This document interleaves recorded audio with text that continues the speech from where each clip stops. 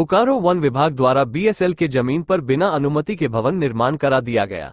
आपको बता दें कि वन विभाग द्वारा भवन निर्माण करीब कई वर्ष पूर्व में भवन का निर्माण बीएसएल के अधिकृत जमीन पर भवन का निर्माण करा दिया गया है और अब इस जमीन के लिए एनओसी के लिए वन विभाग द्वारा बीएसएल को एनओसी के लिए पत्र लिखा गया है कि बीएसएल के जिस भूमि पर वन विभाग का कार्यालय सह आवास का निर्माण हुआ है उस जमीन का एनओसी दी जाए।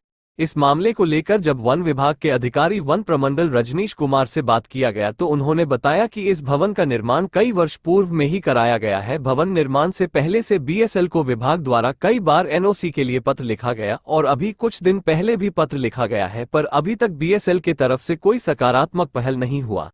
जबकि झारखंड सरकार द्वारा बीएसएल को जमीन दिया गया है, जिसमें हाई कोर्ट ने भी कहा था कि जब कभी भी सरकार के कार्यों के लिए जमीन की जरूरत पड़ने पर बिना शुल्क जमीन देना होगा। हाई कोर्ट के इस आदेश का भी बीएसएल द्वारा अवहेलना किया गया है। वहीं जब इस मामले को लेकर बीएसएल सीओसी मणिकांत धान से इस पर बीएसएल की प्रतिक्रिया क्या है जानने की कोशिश की गई, पर उनके द्वारा इस पर कोई प्रतिक्रिया नहीं दिया गया। ऐसे में अब सवाल यह उठता है कि जब बीएसएल के द्वारा किसी तरह का कोई एनओसी नहीं दिया गया, फिर भी इतने बड़े भूखंड पर भवन निर्माण कैसे हुआ, और जब हो रहा था तो बीएसएल के सिक्योरिटी और नगर सेवा भवन के अधिकारी क्या कर रहे थे? आखिर किस बात का इंतजार या भय था?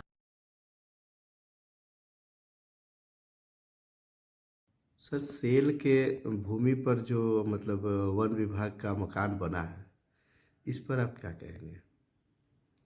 आपको जानकारी होगी कि झारखंड सरकार के द्वारा वन भूमि एवं राजस्व भूमि दोनों सेल को दिया हुआ है। माननीय हाईकोर्ट के आदेश में कहा गया है कि जब भी झारखंड सरकार के ऑफिशियल्स को ऑफिशियल कार्य के लिए कोई बिल्डिंग बनाने की आवश्यकता होगी तो बीएसएल को निःशुल्क भूमि उपलब्ध कराना है।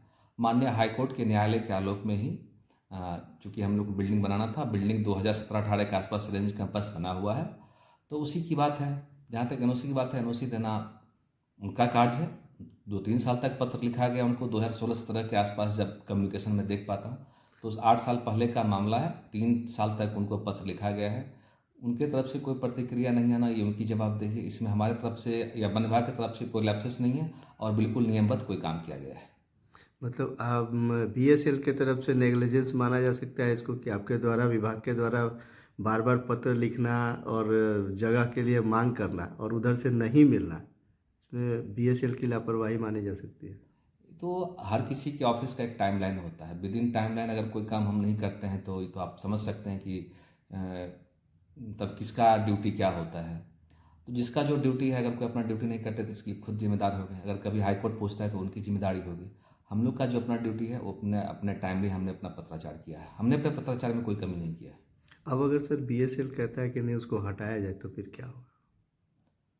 तो माननीय हाईकोर्ट डिसाइड करेगी। तो कोर्ट का मामला है। तो कोई भी कार्य जब होता है तो हर की एक न्यायिक प्रक्रिया होती है। उसी न्यायिक प्रक्रिया के तहत सभी लोग बंधे हुए हैं। कोई भी न्याय से जो प्रक्रिया है, प्रक्रिया से हट के कोई भी कार्य नहीं कर सकता।